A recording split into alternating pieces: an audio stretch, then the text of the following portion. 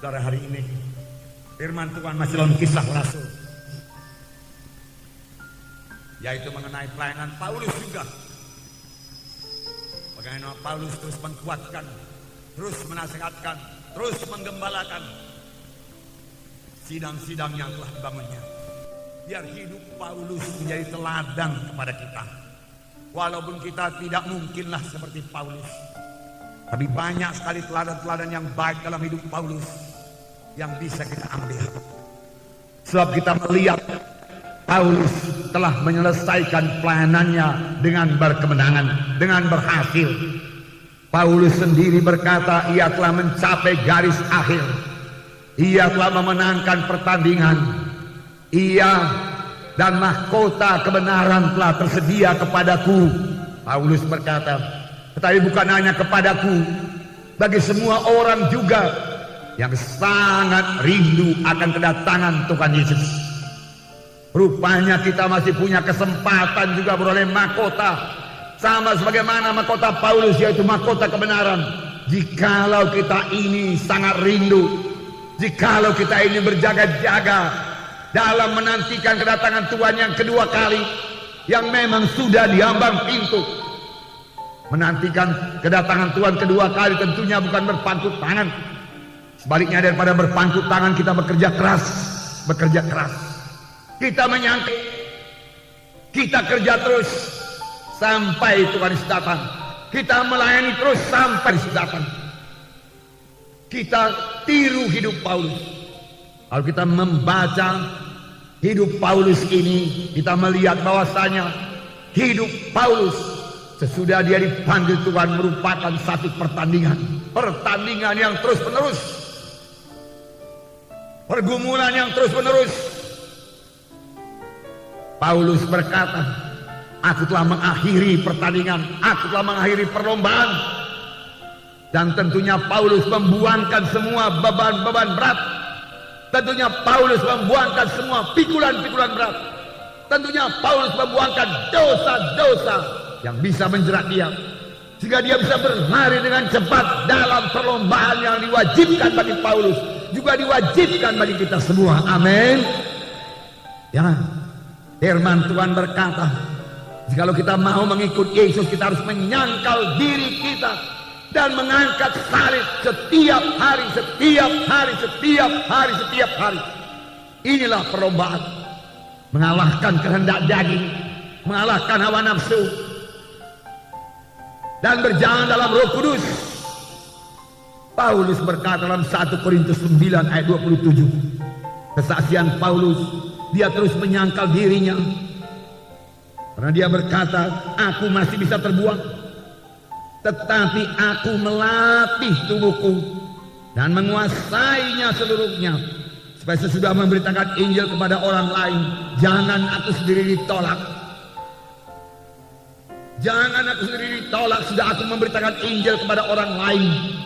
Rupanya sesudah kita memberitakan Injil kepada orang lain, tetapi sesudah itu, hari-hari berikutnya, tahun-tahun berikutnya dari akhir hidup kita ini, kita pakai hidup dalam kehendak daging, maka Tuhan akan menolak kita. Paulus tidak mau hal itu terjadi kepadanya. Oleh sebab itu dia berkata, aku melatih tubuhku tunduk kepada Roh Kudus, dan aku menguasainya sepenuhnya. Kehendak dagingku tidak menguasai aku. Aku dengan kuasa Roh Kudus menguasai kehendak dagingku, menguasai hawa nafsuku, menguasai kemarahanku, menguasai kemalasanku.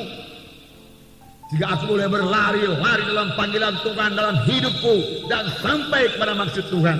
Inilah hidup Paulus yang penuh penyangkalan diri, yang berhasil, yang suci, yang membawa kegemaran kepada Tuhan. Paulus sendiri dalam suratnya kepada Timotius berkata bahwasanya sebagai hamba Tuhan ataupun sebagai anak Tuhan sekalipun, kita harus hidup, dia katakan, sebagai seorang prajurit yang punya disiplin. Kita harus hidup sebagai seorang olahragawan yang juga harus berdisiplin, petani yang kerja keras dan bertekun. Itulah dia hidup Paulus yang perlu kita teladani. Baik kita juga berhasil padaku bagaimana Paulus. Tidak ada yang mustahil, karena Roh Kudus yang ada pada Paulus adalah Roh Kudus yang ada pada kita sekarang ini. Amin, saudara. Mari kita teladani hidup Paulus ini. Mari kita teladani hidup Paulus. Amin. Haleluya. Mari kita membaca dalam Kisah Para Rasul 20 ayat 17 sampai 31. Banyak ayatnya. Mari kita baca bersama-sama. Kisah 20 ayat 17 sampai 31.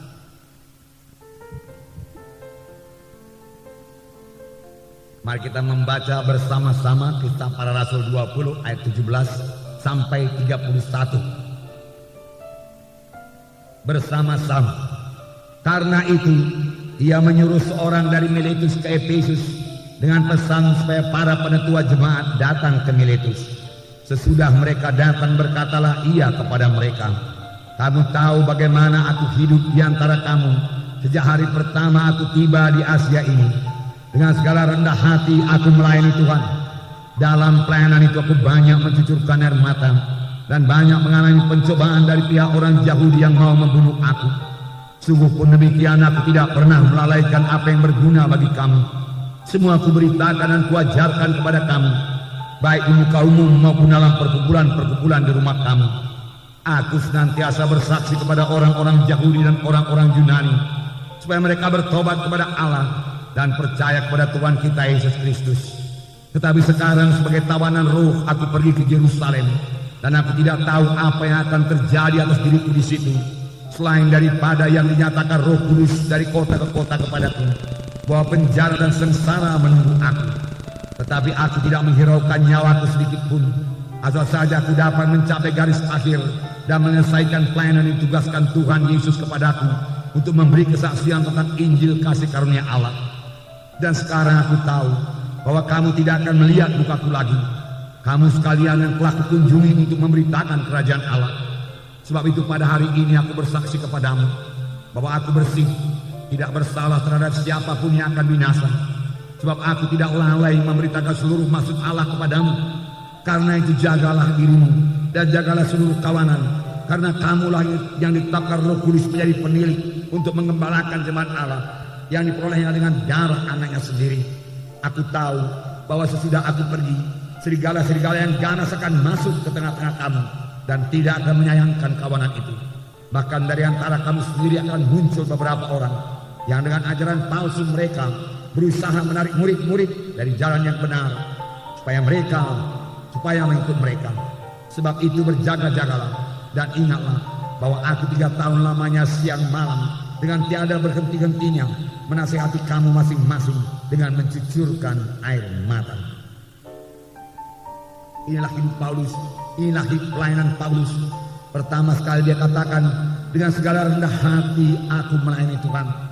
Dalam pelayanan itu aku banyak mencucurkan air mata, banyak mengalami pencobaan dari orang Yahudi yang mau membunuh aku. Paulus banyak mencucurkan air mata. Dan juga dikatakan Paulus melayani dengan segala kerendahan hati. Paulus rendah hati. Luar biasa wahyu yang telah diterima oleh Paulus. Pada jalan ke Damsyik dia bertemu dengan Yesus, mendengar suara Yesus. Kita sudah melihat dalam Kisah Rasul yang lalu. Saya yakin itu terjadi pada waktu Paulus dilempari dengan batu. Paulus diangkat ke sorga dan mendengar pembicaraan yang tidak layak didengarkan oleh manusia. Paulus menerima ilham yang luar biasa daripada Tuhan. Paulus mengenal Tuhan Yesus. Paulus mengenal kehendak Tuhan dalam hidupnya. Paulus melayani dalam satu pelayanan yang sangat berkuasa, penuh dengan tanda ajaib mujizat. Bahkan dikatakan kain-kain atau sabut tangan yang pernah dipakai oleh Paulus lalu dibawa kepada orang sakit, diletakkan atas orang sakit, lalu orang itu sembuh. Meskipun demikian besarnya wahyu urapan yang dimiliki oleh Paulus, Paulus tetap rendah hati, bakal lembut hati. Dengan segala kerendahan hati aku melayani kamu, dengan banyak mencucurkan air mata aku melayani kamu. Sungguh-sungguh Paulus meniru Tuhan Yesus. Tuhan Yesus sendiri berkata, belajarlah kepadaku karena aku rendah hati. Karena aku lembut hati dan rendah hati, maka engkau akan mendapat sentosa bagi jiwamu. Rendah hati. rendah hati tidak sama dengan rendah diri. Rendah diri atau dikatakan oleh orang dunia ini minder, dia katakan merasa diri tidak layak, merasa diri lemah, merasa diri tidak sanggup. Itu bukan daripada Tuhan, dan itu bukan rendah hati. Itu rendah diri yang menyebabkan kita tidak bisa dipakai Tuhan. Kalau kita tidak mau keluar dari perasaan rendah diri kita tersebut. Tapi saya percaya Roh Kudus, firman Tuhan yang hidup, yang diurapi oleh Roh Kudus, bisa mengubahkan kita yang merasa rendah diri ini menjadi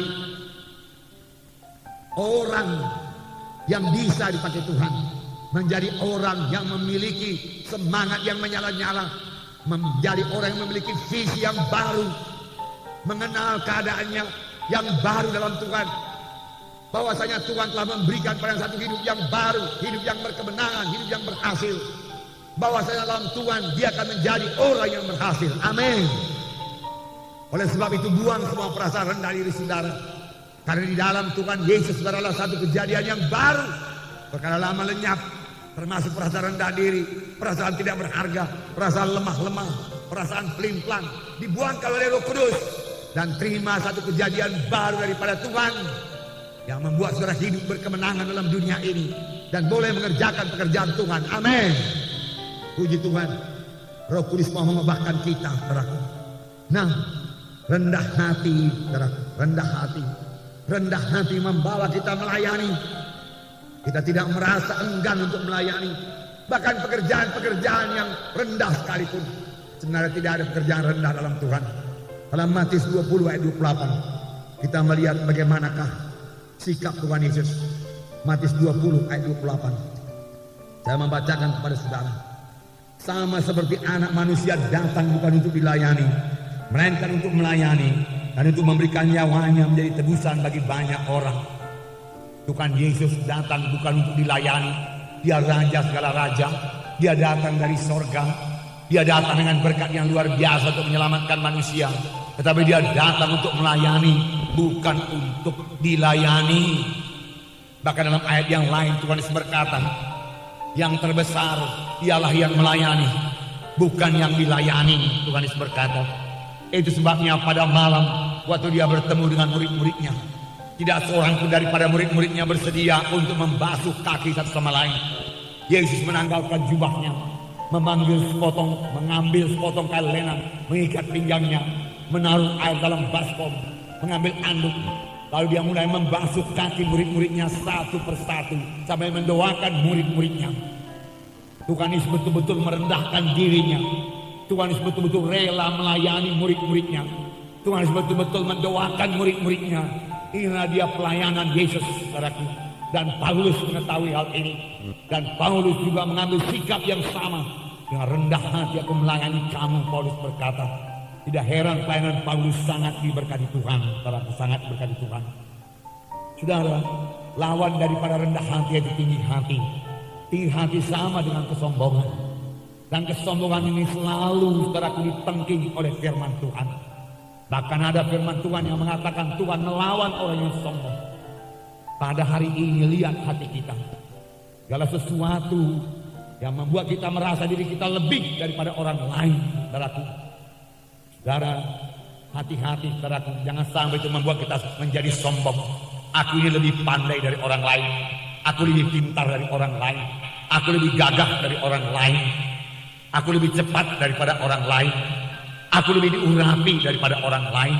Aku punya karunia lebih daripada orang lain. Firman Tuhan berkata, apakah yang ada padamu yang tidak kamu terima daripada Tuhan? Semua yang ada pada kita tidak terima daripada Tuhan.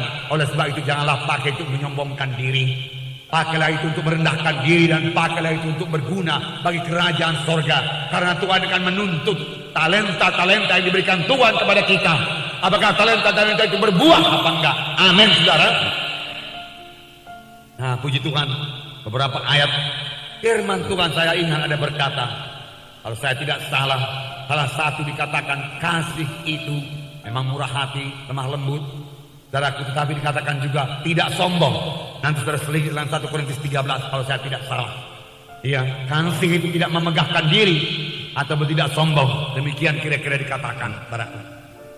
Nah, Dalam buku Mazmur 101 ayat 5b, saudaraku, dikatakan bahwasanya Tuhan tidak suka melihat orang yang sombong.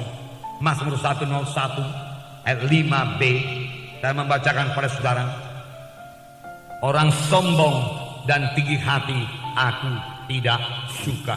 Betapa simpelnya ayat ini, saudara. 101, Mazmur 101 ayat 5 bagian B.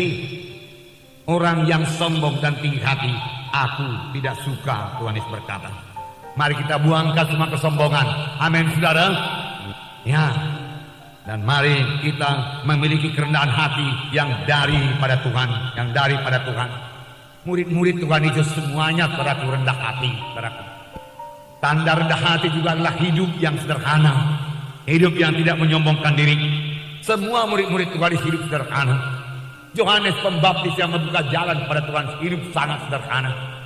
Bahkan Yohanes Pembaptis tidak tahu pakaian-pakaian dunia ini. Dia tidak tahu pakaian yang mewah. Pakaiannya adalah bulu kambing domba.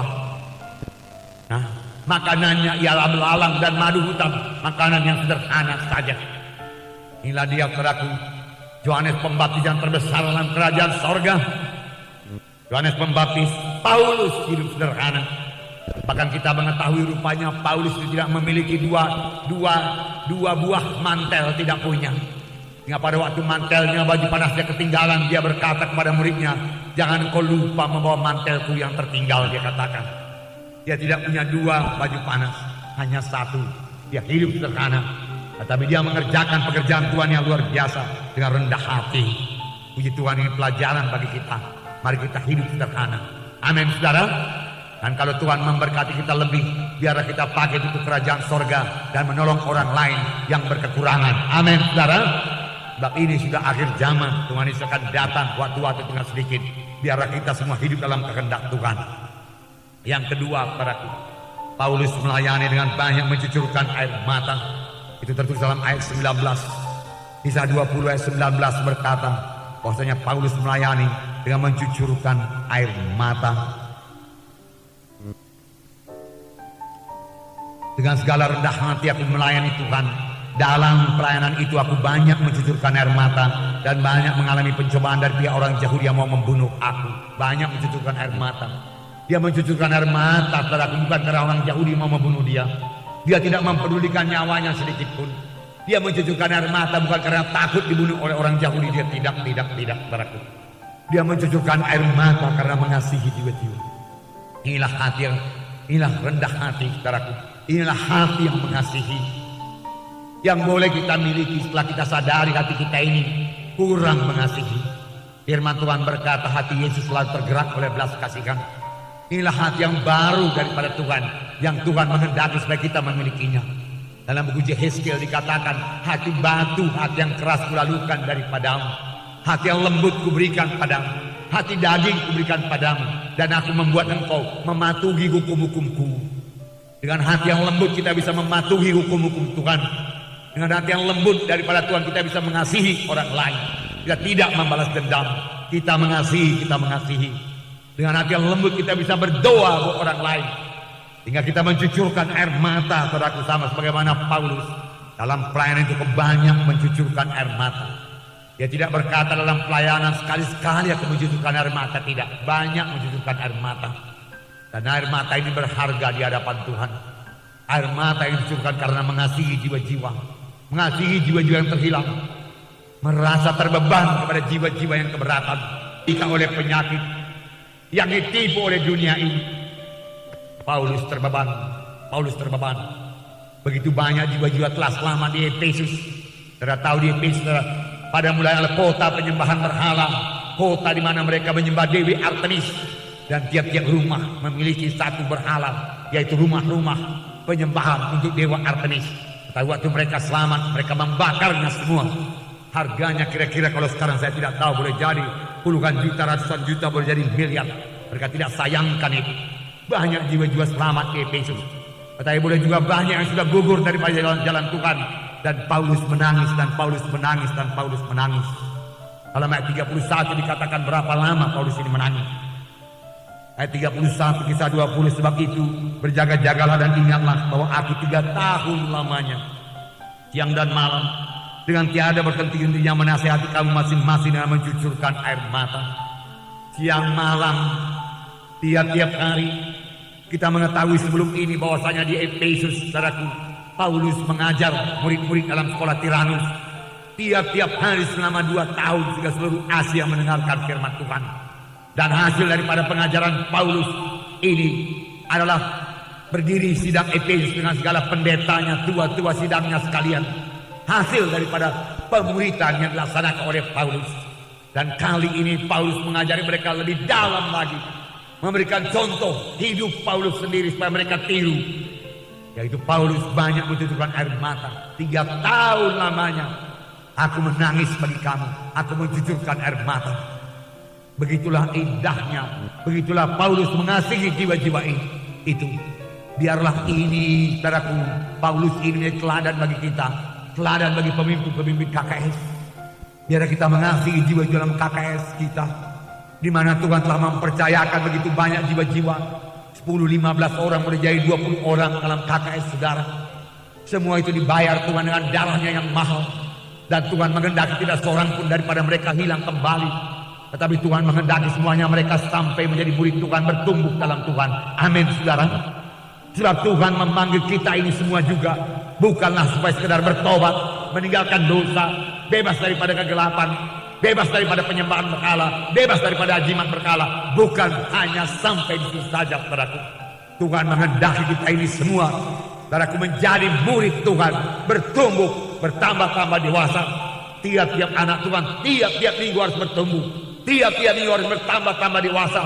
Tiap-tiap minggu dibentuk Tuhan sampai menjadi bertambah-tambah seperti Yesus, saudaraku. Dan kemudian memberikan buah. Sehingga barang apapun yang kamu minta kepadaku, aku memberikannya kepadamu, Tuhan berkata. Jikalau kamu memberikan buah, firman Tuhan berkata. Tuhan menghendaki kita ini dewasa dalam Tuhan. Demikian Tuhan menghendaki jiwa-jiwa di KKS kita. Oh, pemimpin-pemimpin KKS, biar saudara sadari bahwa Tuhan menghendaki mereka itu juga dewasa dan bisa memuridkan orang lain, bisa menginjili orang lain lagi. Dengan demikian saja amanat agung bisa diselesaikan. Tanpa pelayanan demikian, saudara, amanat agung tidak akan pernah bisa diselesaikan, saudaraku. Kalau hanya pendeta-pendeta, penginjil-penginjil, guru-guru agama saja, saudaraku. Tetapi semua anak-anak Tuhan, anggota tubuh Kristus, saudaraku, mengambil bahagian. Semua anak-anak Tuhan, anggota tubuh Kristus, mari bertumbuh di dalam Tuhan, bertambah-tambah dewasa, bertambah-tambah mengerti, bertambah-tambah memiliki hati yang baru, hati yang mengasihi, hati yang mau berkorban, saudaraku. Paulus sendiri berkata bahwasanya aku rela, kami rela membagi hidup kami kepadamu karena kamu sangat kami kasihi.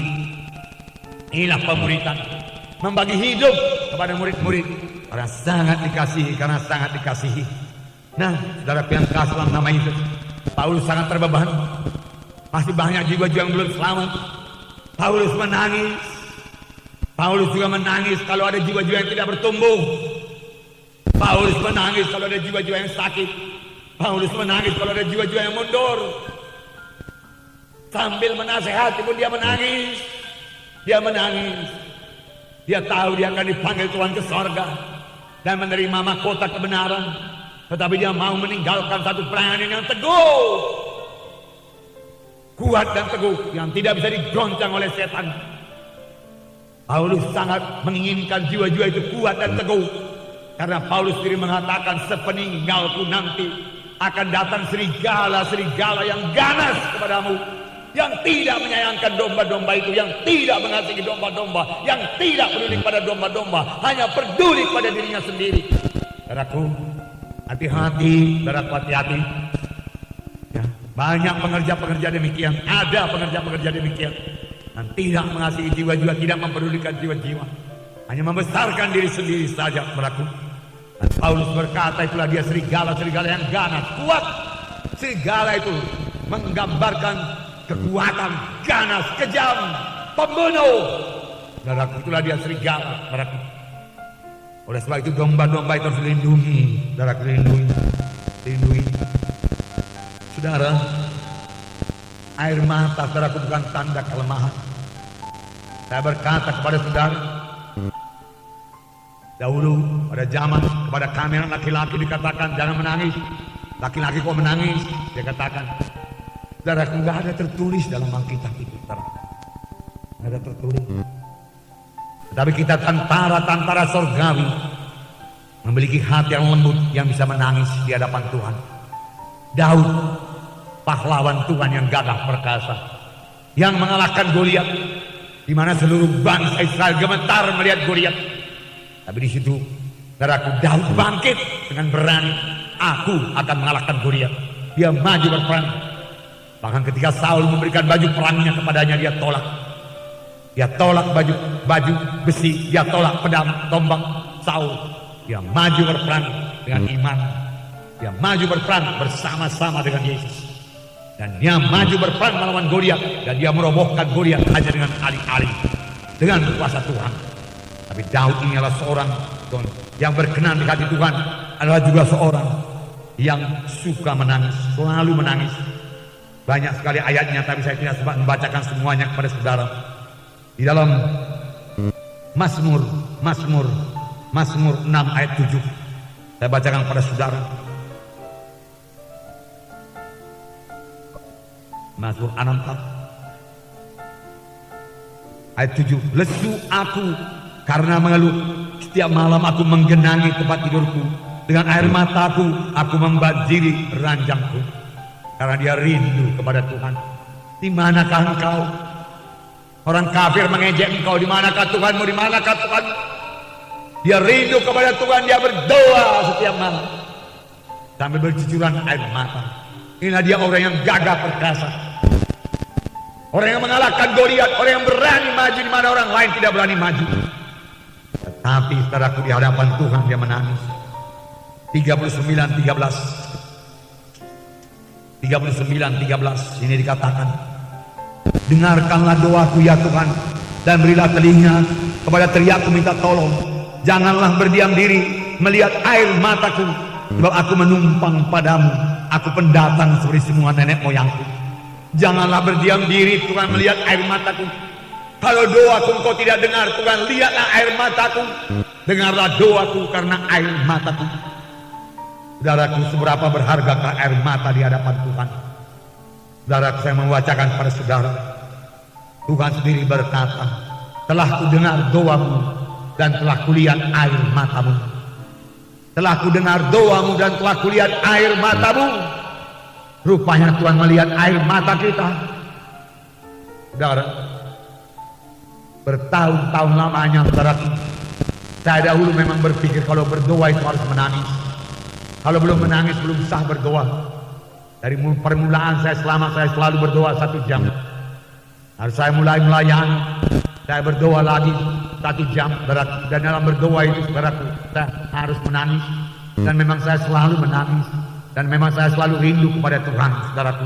Itu anugerah Tuhan, saudaraku. Pujilah Tuhan. Dan itu meneguhkan saya tetap dalam pelayanan, saudaraku. Tidak pernah terpikir dalam hati saya untuk mundur daripada pelayanan, saudaraku. Walaupun Coyonggi, saudaraku, yang saya berhasil berkata berkali-kali mengambil keputusan mau meninggalkan Tuhan, anugerah Tuhan kepada saya, saudaraku. Saudara, saya tidak pernah terpikir untuk meninggalkan Tuhan, saudaraku.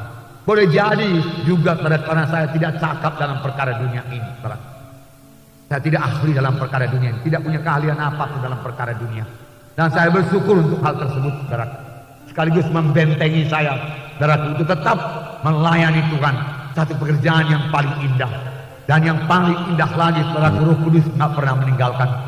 Saya tahu apa artinya Tuhan yang berkata, aku tidak pernah membiarkan engkau, aku tidak pernah meninggalkan engkau. Amin, saudara. Tuhan senantiasa menyertai hamba-hambanya yang setia kepadanya. 2 Raja-Raja 20 ayat 1 mulai saya membacakan kepada saudara. 2 Raja-Raja 20 ayat 1 mulai. Ini mengenai Hizkia yang sakit dan harus mati. Tuhan berkata dia harus mati, tetapi Tuhan mengubah maksudnya. Tahukah saudara bahwasanya maksud Tuhan bisa berubah? Tahukah saudara bahwasanya maksud Tuhan bisa berubah, saudaraku? Bisa. Cuma kalau kebesaran Tuhan tidak berubah, kesucian Tuhan tidak berubah, saudaraku, kebenaran Tuhan tidak berubah, itu kekal selama-lamanya, saudaraku. Keagungan Tuhan tidak berubah, kuasa Tuhan tidak berubah, saudaraku.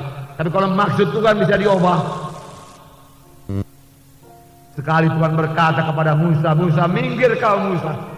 Aku mau memusnahkan semua bangsa Israel yang menyembah berhala ini. Dan aku akan membangkitkan satu bangsa baru daripada keturunanmu. Musa berkata, kalau engkau mau musnahkan, jangan musnahkan mereka, musnahkan aku. Hapuskan namaku dari buku kehidupanmu. Dan ingat kiranya perjanjianmu kepada Abraham, Isa dan Yakub. Bahwasanya bangsa ini adalah bangsamu Tuhan. Dan kalau engkau musnahkan mereka, apa kata bangsa-bangsa kafir nanti? Mendengar pembelaan Musa, firman Tuhan berkata Tuhan menyesal dan mengubah maksudnya. Amin saudara. Saya membacakan 2 Raja-Raja 20. Pada hari-hari itu Hizkia jatuh sakit dan hampir mati. Lalu datanglah Nabi Yesaya bin Amos dan berkata kepadanya, beginilah firman Tuhan. Wah, luar biasa. Nabi Yesaya bin Amos berkata, ini firman Tuhan. Dan saya percaya Yesaya tidak bohong. Yesaya menerima suara Tuhan dan memberitahu kepada Raja Hizkia. Apakah katanya? Beginilah firman Tuhan. Sampaikanlah pesan terakhir kepada keluargamu, sebab engkau akan mati, tidak akan sembuh lagi. Bukan dokter yang memvonis. Kalau dokter yang memvonis, saudaraku, saya masih punya iman. Tapi kalau Tuhan yang memvonis, bagaimana? Kalau dokter yang memvonis penyakitmu tidak ada harapan lagi secara kedokteran, kami dokter tidak bisa berbuat apa-apa lagi. Operasi tidak akan menolong engkau, dia katakan. Hidupmu tinggal 3 bulan lagi. Dan dalam hal itu, saudaraku, kita masih bisa punya iman kepada Tuhan. Tetapi kalau Tuhan berkata, ayo, berikan warisan-warisanmu, aturkan warisanmu semua, sampaikan pesan terakhir kepada keluargamu, karena engkau akan mati, tidak akan sembuh lagi. Firman Tuhan berkata demikian. Tapi apakah jawaban daripada Hizkia? Ayat 2. Lalu Hizkia memalingkan mukanya ke arah dinding dan dia berdoa kepada Tuhan. Ah Tuhan, ingatlah kiranya bahwa aku telah hidup di hadapan-Mu dengan setia dan dengan tulus hati, dan bahwa aku telah melakukan apa yang baik di mata-Mu. Kemudian menangislah Hizkia dengan sangat. Kemudian menangislah Hizkia dengan sangat, bukan menangis biasa. Menangislah Hizkia dengan sangat. Ah, Tuhan, dia katakan, ingatlah kiranya bahwa aku telah hidup di hadapan-Mu dengan tulus hati. Aku membela kebenaran-Mu, aku membakar perkara-perkara dari bangsa Israel. Aku membuka rumah sembahyang kepada mereka. Aku melakukan apa yang baik. Ingatlah Tuhan. Bahkan dia tidak minta kesembuhan. Dia berkata, ingatlah Tuhan. Ingat saja Tuhan, sudah cukup bagiku. Kalau memang aku harus mati, ya aku berangkat Tuhan. Tapi ingatlah perbuatanku Tuhan. Kemudian menangislah Hizkia dengan sangat. Tetapi Yesaya belum lagi keluar dari pelataran tengah, tiba-tiba datanglah firman Tuhan kepadanya. Yesaya harus mengatakan demikian. Beri pesan terakhir kepada keluargamu, engkau tidak akan sembuh lagi, Tuhan mati. Langsung keluar Yesaya ini. Boleh jadi begitu perintah Tuhan kepadanya. Ya, dia tidak berdoa apa-apa, dia tidak menguatkan Hizkia, tidak. Dia langsung pergi. Tetapi dikatakan Yesaya belum lagi keluar dari pelataran tengah, masih berjalan menuju pelataran tengah. Datanglah firman Tuhan kepadanya. Datang lagi firman Tuhan. Baliklah dan katakanlah kepada Hizkia raja umatku, beginilah firman Tuhan Allah Daud bapa leluhurmu, telah kudengar doamu dan telah kulihat air matamu, sesungguhnya aku akan menyembuhkan engkau. Dan pada hari yang ketiga engkau akan pergi ke rumah Tuhan. Aku akan memperpanjang hidupmu 15 tahun lagi. Dan aku akan melepaskan engkau dan kota ini dari tangan Raja Asyur. Aku akan memagari kota ini karena aku dan oleh karena Daud hambaku. Luar biasa ya.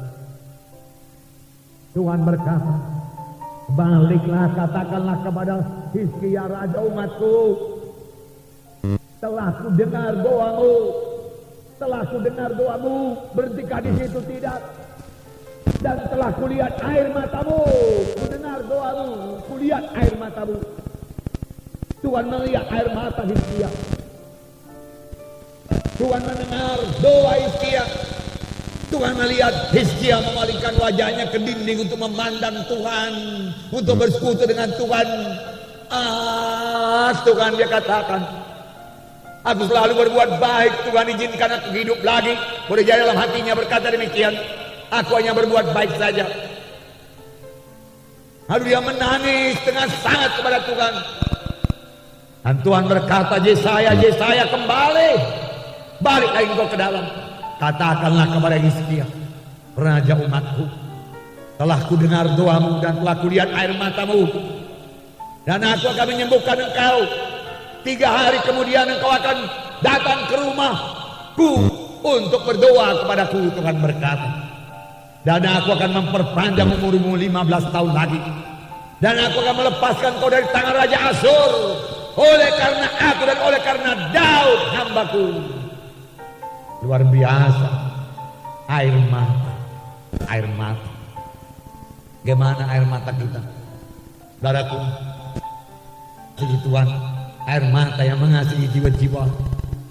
Air mata menangis, membela jiwa-jiwa yang berbuat dosa, berbuat kejahatan. Kita rindu supaya mereka itu berbuat baik, bertobat dan menyembah Tuhan. Air mata menangis jiwa-jiwa yang hidup dalam dosa, penyembahan berhala, penajisan. Air mata menangis pemuda-pemudi yang jatuh kepada dosa kenajisan, pemuda-pemudi yang jatuh kepada narkotika. Manakah masa depan mereka itu hancur, saudaraku, hancur. Perlu air mata buat itu, saudaraku. Perlu doa buat mereka, saudaraku, perlu doa. Banyak orang miskin, saudaraku, perlu didoakan, perlu didoakan. Lihatlah orang miskin, saudaraku, kunjungilah. Maka kasih saudara akan bertambah-tambah, Dalam beberapa hari Bolang selalu berangkat mengunjungi orang miskin, saudaraku. Dia berkata, aduh, nggak tahan melihatnya, dia katakan. Karena serba kekurangan. Walaupun demikian, Bolang masih berkata, apa kerjamu? Dia berkata, menarik becak. Oke, kalau kau menarik becak, beri persepuluhanmu kepada Tuhan. 1/10 berikan kepada Tuhan. Cukup tidak cukup, berikan persepuluhan. Dahulukan Tuhan. Saya bersyukur buat hamba Tuhan seperti Bolang ini, saudaraku, memberikan saudaraku firman Tuhan yang tepat. Boleh jadi menurut pendapat manusia, saudaraku, sudahlah, kau usah dulu memberikan persepuluhan. Sampai kau cukup berikan persepuluhan. Tapi jalan Tuhan tidak demikian. Firman Tuhan tetap ya dan amin. Dia beritakan, memang Bolang memberikan sedikit bantuan, tapi bukan hanya bantuan dana, dia juga memberikan bantuan jalan keluar. Itu yang penting. Bagaimana dia bisa keluar dengan kemiskinannya. Dan terbeban, tambah kita melihat mereka tambah terbeban, tambah menangis, tambah mencucurkan air mata, saudaraku. Dan banyak sekarang jiwa-jiwa yang keberatan. Siapa yang mau menangis, siapa yang mau membela? Kalau saudara sudah bisa menangis, saudara sudah bisa membela. Kalau saudara sudah terbeban, saudara sudah bisa membela. Saya ulangi, kalau saudara sudah bisa menangis, saudara sudah bisa membela. Saya ulangi, kalau saudara sudah terbeban pada jiwa-jiwa, saudara bisa berdoa dalam satu doa syafaat kepada Tuhan. Itulah artinya doa syafaat. Hati ini terbeban lebih dahulu, hati ini menangis lebih dahulu, baru bisa berdoa syafaat, membela orang lain. Hati yang keras tidak bisa berdoa syafaat. Hati yang egoistis tidak bisa berdoa syafaat. Tetapi hati yang sudah menangisi orang lain, saudaraku, yang terbeban, yang menginginkan kebaikan, yang menginginkan keselamatan, yang menginginkan kehidupan, bukan kematian, yang menginginkan dia bebas daripada kutuk dosa, mengenal Yesus, sehingga dia menangis, mencucurkan air mata padaku. Doanya akan didengarkan Tuhan, dan Tuhan akan membuka jalan. Karena cinta kota Medan. Saya bertanya kepada saudara, adakah saudara mengasihi kota Medan ini? Adakah saudara mengasihi kota Medan ini? Saudaraku, doakan saudaraku. Tuhan sudah sangat berrahmat memberikan kota Medan dalam keadaan aman. Saya percaya boleh jadi kota Medan kota yang paling aman sekarang di seluruh Indonesia ini. Biarlah bertambah-tambah banyak lagi anak-anak Tuhan yang tahu berdoa syafaat kepada Tuhan untuk kebaikan kota Medan ini. Haleluya. Makasih Tuhan, makasih. Biar lebih banyak orang berdoa syafaat padamu Tuhan untuk kota Medan.